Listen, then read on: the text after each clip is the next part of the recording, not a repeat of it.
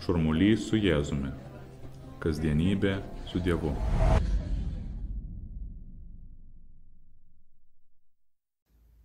Mieli klausytojai, bažnyčia nuo seno pristato švenčiausią mergelę Mariją kaip sektiną pavyzdį visoms moterims, motinoms ir kiekvienam tikinčiajam, trokštančiam tobulai sekti Jėzų ir vykdyti Dievo valią nuolankiai savo kasdienybėje.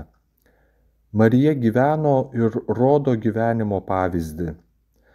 Tačiau labai dažnai šiandien prabilus apie mergelės Marijos kultą, net ir bažnyčiose jis būna sukarikatūrintas, pernelyg saldus ar galiausiai primena tik pasakų personažą. Kantrus įsiklausimas į Dievo valią, ištikimybė iki galo, pasiaukojimas, visos šios savybės, kurios buvo būdingos Marijai, nėra populiarios šiandien.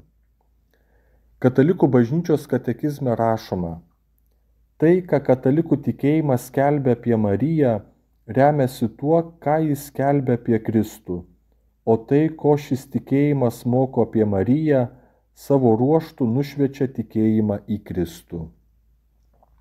Luko Evangelijoje randame aprašytą sceną, kada angelas Gabrielius apsireiškęs Marijai pasako nepaprastą dalyką. Jis teigia, kad Marija taps nėščia, kad pradės ir pagimdys sūnų, nepažindama vyro, nes Viešpats taip nori. Šie žodžiai skamba ne tik mums stebuklingai ir neteikiantis tikrumo, jie taip pat suskambėjo ir jaunai Nazareto mergaitei. Marija klausė Viešpaties angelo, kaip ji pagimdys sūnų nepažindama vyro.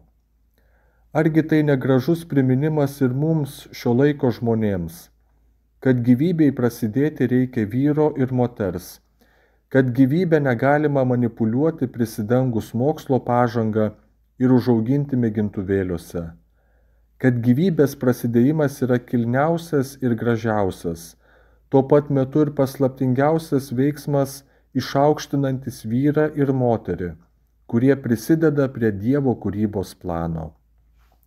Taigi Marija puikiai supranta, kad be vyro negims vaikas. Bet kas čia nutinka? Angelas sako Marijai: šventoji dvasia nužengs ant tavęs ir aukščiausiojo jėga apgaubs tave. Marija, nesuprasdama iki galo angelo žodžių, nepatyrusi niekada tokio stebuklo kaip vaiko gimimas be vyro, pasitiki Viešpačiu ir jis jos neapgauna.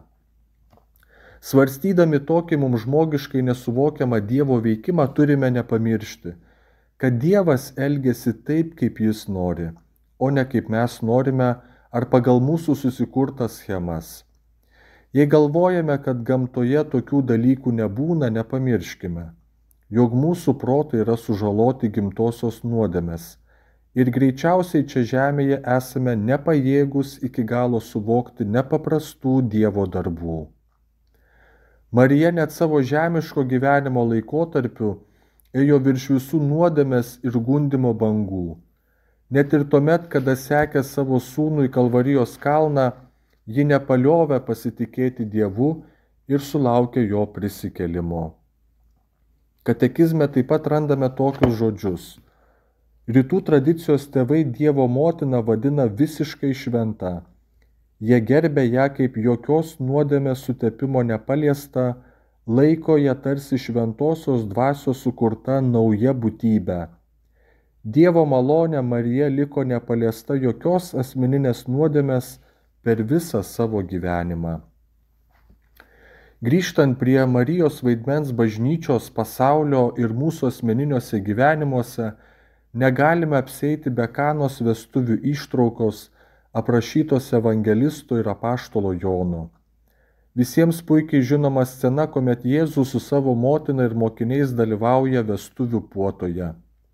Pasibaigęs vynas, Jėzaus su motina dialogas kelia įvairiausių klausimų.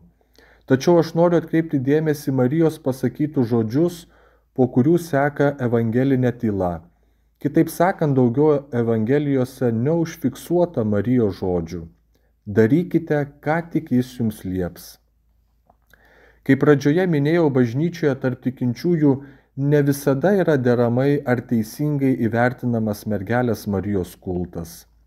Kai kurie tikintieji pernelyg nukrypsta į Marijos garbinimą ir pamiršta sakramentinio gyvenimo praktikavimą ar kitas katalikiškas tikėjimo tiesas. Bet yra ir priešinga žmonių grupė, kurie išvis norėtų eliminuoti Marijos vaidmenį bažnyčios gyvenime.